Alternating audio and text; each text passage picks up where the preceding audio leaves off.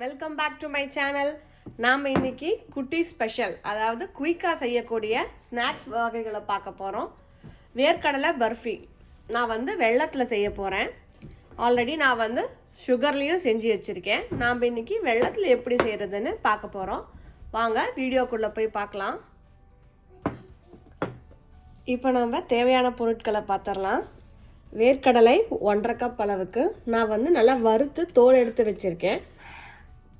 அதே மாதிரி 1.25 கப் அளவுக்கு வெல்லம். நீங்கள் சர்க்கரையும் சேர்த்துக்கலாம், உங்களுக்கு எது விருப்பமோ அதை சேர்த்துக்கலாம்.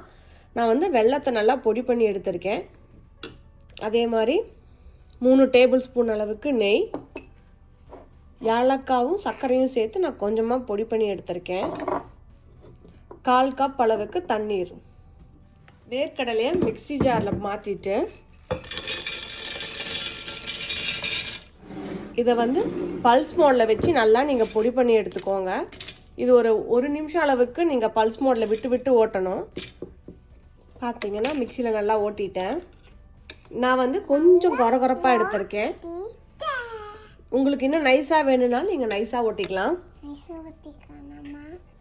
இந்த மாதிரி நல்லா பவுடர் பண்ணி எடுத்தாச்சு. இந்த மாதிரி கொஞ்சம் நல்லா அகலமான ஒரு நான்ஸ்டிக் பேன் எடுத்துக்கோங்க. இப்போ நம்ம இதில் வெல்லத்தை சேர்க்க போகிறோம்.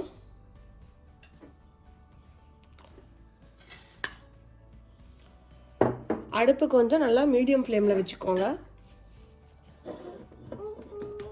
1/2 கப் தண்ணீர், 1/2 கப் தண்ணி,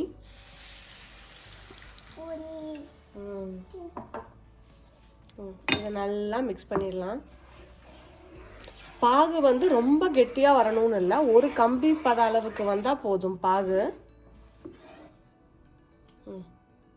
மிக்ஸ் பண்ணுங்க. அடுப்பு மீடியம் ஹீட்டில் தான் இருக்கணும். ஹை ஃப்ளேமில் வச்சிங்கன்னா சீக்கிரம் தீஞ்சிரும். பார்த்தீங்கன்னா வெல்லம் நல்லா கரைஞ்சிருச்சு. உங்களுக்கு அடியில் மண் இருக்கிற மாதிரி நீங்கள் ஃபீல் பண்ணிங்கன்னா நீங்கள் ஒரு தடவை ஃபில்டர் பண்ணிக்கலாம். நீங்கள் ஃபில்டர் பண்ணிட்டு திரும்பவும் காய்ச்சலாம். எனக்கு மண் இல்லை, இது நல்லா க்ளீன் பண்ண வெல்லம். இதோட நான் 1 ஸ்பூன் அளவுக்கு நெய் இப்போ ஆட் பண்ணுறேன். அப்புறம் நம்ம பொடி பண்ணி வச்சுருக்கக்கூடிய ஏலக்காய் தூள்,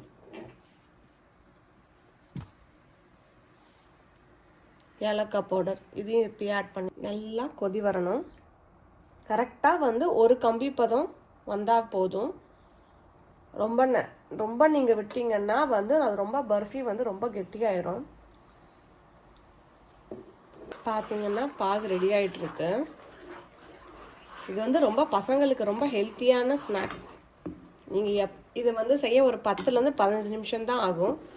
பசங்களுக்கு எப்போல்லாம் ஸ்நாக் கேட்குறாங்களோ அதில் நீங்கள் வீட்லேயே ஃப்ரெஷ்ஷாக இந்த மாதிரி பீனட் பர்ஃபி செஞ்சு கொடுக்கலாம். வெல்லம் ரெடி ஆயிடுச்சு. பார்த்தீங்கன்னா ஒரு கம்பி பத அளவுக்கு தான் நான் எடுத்திருக்கேன். இங்கே பாருங்கள்.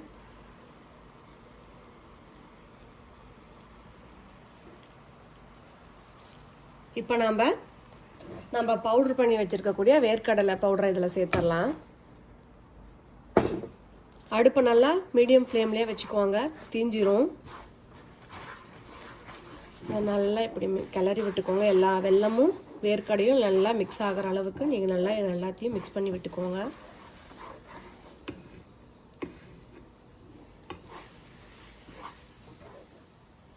வேர்க்கடலையும் வெல்லமும் நல்லா இந்த மாதிரி சுருண்டு வந்துடும்.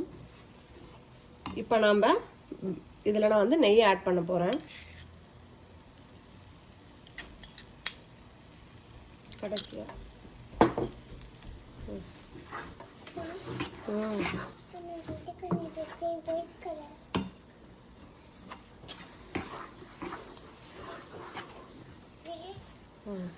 நல்லா பேனில் ஒட்டாமல் நல்லா திரண்டு வரும்போது நீங்கள் அடுப்பு ஆஃப் பண்ணிடலாம். இந்த ஸ்டேஜில் அடுப்பு ஆஃப் பண்ணிவிட்டு இதை நம்ம ஒரு நெய் தடவின பிளேட்டுக்கு நம்ம இதை ட்ரான்ஸ்ஃபர் பண்ணிடலாம். இப்போ நல்லா நெய் தடவின பிளேட்டில் இதை நம்ம இப்போ ட்ரான்ஸ்ஃபர் பண்ணிடலாம். பண்ணிவிட்டு நல்லா இதை ஒரு ஓரமாக, கொஞ்சம் பிளேட் பெருசாக இருக்குது, கொஞ்சம் நல்லா இந்த மாதிரி ஓரமாக வச்சு இதை நல்லா அழுத்தி விட்டுக்கோங்க. இது நீங்கள் கொஞ்சம் வெட்டிங்கன்னாலும் தீஞ்சிரும்.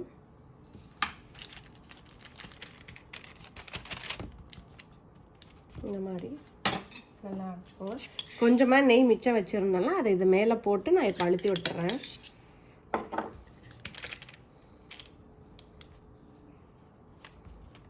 இந்த மாதிரி நல்லா அழுத்தி விட்டுடலாம். இது ஒரு 5லேருந்து 10 நிமிஷம் ஆன அப்புறமா நாம் இதை வந்து பீஸ் போட்டுடலாம். இது கொஞ்சம் ரொம்ப சூடாக இருக்குது, கொஞ்சம் நேரம் நல்லா ஆறட்டும். நம்ம இதை பீஸ் போட்டுடலாம். இது சூடாக இருக்கும் போது தான் போடணும், அதுக்காக ரொம்ப சூடாக இருக்கும் போது பீஸ் போட முடியாது. இதை வந்து ஒரு 3 நிமிஷம் போல் நான் ஆற விட்டு அப்புறமா தான் நான் பீஸ் போடுறேன். உங்களுக்கு எந்த ஷேப்பில் வேணுமோ அந்த ஷேப்பில் நீங்கள் பீஸ் போட்டுக்கலாம். நான் சொன்ன மாதிரி நீங்கள் வந்து இதை உருண்டையாக கூட பிடிச்சி எடுத்துக்கலாம். நான் வந்து சின்ன சின்ன பீசஸாக இப்போ போடுறேன். கொனையாக போகுது கொஞ்சமாக. ஸ்கேல் வச்சா போட முடியாது. நீங்கள் கருப்பட்டி வெள்ளம் இருந்தால் நீங்கள் அதுலேயும் இதை செய்யலாம், அது ரொம்ப டேஸ்ட்டாக இருக்கும். இன்னும்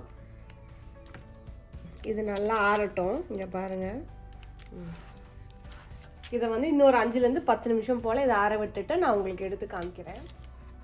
நல்லா ஆறிடுச்சு. இப்போ பாருங்கள், எடுக்கும்போதே நல்லா கையில் வருது. நல்லா சாஃப்டாகவும் இருக்கும்.